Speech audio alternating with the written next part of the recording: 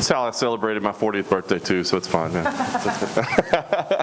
Alistair, talk about tonight. I mean, how difficult of an assignment was it really for you? I mean, you know everything that was going on with Walt. You had a lot of respect for him, and then you got to go be the bad guy on the night that he's trying to have this, amazing moment in his life. How difficult is that to come in a night like that? Well, for me, it was not difficult at all because it's a sport, it's a job. Of course, Walt has been through personal tragedy, which is awful. But yeah, it's a sport. I see it as a sport. It's a game, right? It's a way of making a living. So Walt is a cool guy. Don't get me wrong. We'll probably train together. We were kind of friends before a little bit. But I just see it as professional. Nothing personal. Certainly. He caught you early. I mean, you've been doing this for a long time. How in trouble were you there? Was it worse than it looked, or was it trouble for a second? Well, it was definitely trouble because I got dropped. That's number one. Number two, I got cut, right? And, you have a man who's 275 standing over on top of you trying to finish you. So definitely we were in trouble. He's very athletic, right? Very fast, very powerful. So we were in trouble for a little bit. Fortunate I was able to reverse the situation and get the finish on Walt. Yeah, saw a lot of compliments for your chin. People say, "Oh, look, Alistair could take a shot." Maybe that was a question at times. I know that's kind of a backhanded compliment because you have to get punched to do it, right? But do you feel like you showed something like, "Hey, I can still, I can still take shots at this level"? For adversity, right? That's how you show it. Yeah, I think it worked out well tonight.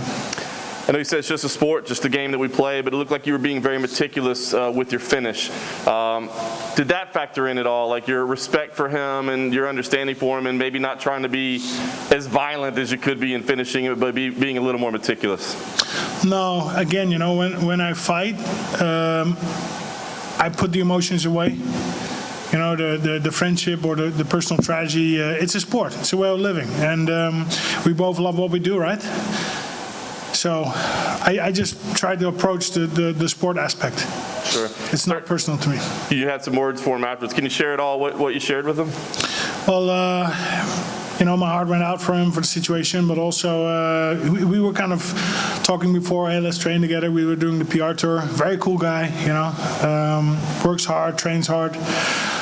So just to reassuring him, let's train together, let's get better, right? Let's make each other better. Nice. And last thing for me, obviously still a big star in the sport. What is it you want to accomplish? What do you see? I'm sure you want to take some time, celebrate your birthday, that sort of thing. But what's next for you? What do you want to accomplish this year? Well, we're still hunting for the title, right? And I would say also I'm in the last phase of my career, right?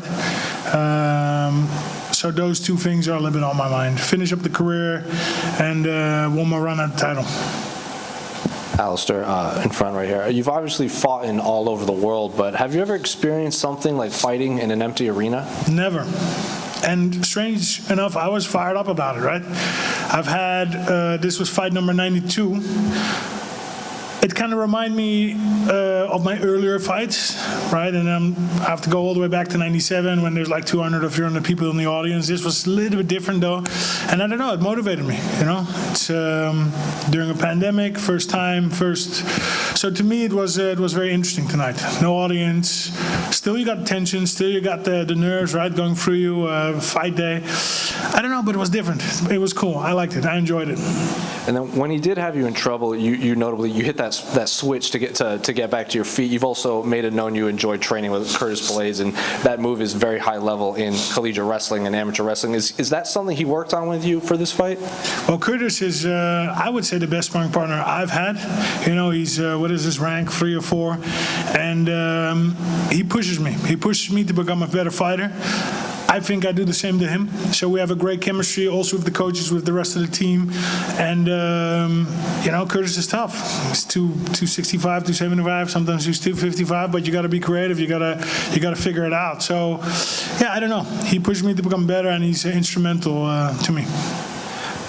And then you talked about you're still hunting for the title. A few of your fellow heavyweights that won this week, like Ben Rothwell and Andrei Arlovsky, they were basically pleading for Stipe to become active again, but Stipe is adamant that he can't train, and he's being a first responder to this pandemic, so he's waiting to figure out a date for that rubber match with Daniel Cormier. So what do you make of the state of the title right now, given all of these older fighters are saying they don't have much time to chase that title anymore? Well, not much, right? Stipe is his own man. He makes his own decisions. You can't go around and say he's scared or whatever. I think that's nonsense. He's tough. He's proven it over and over again. And yeah, I don't really have much to say about him. Thank you.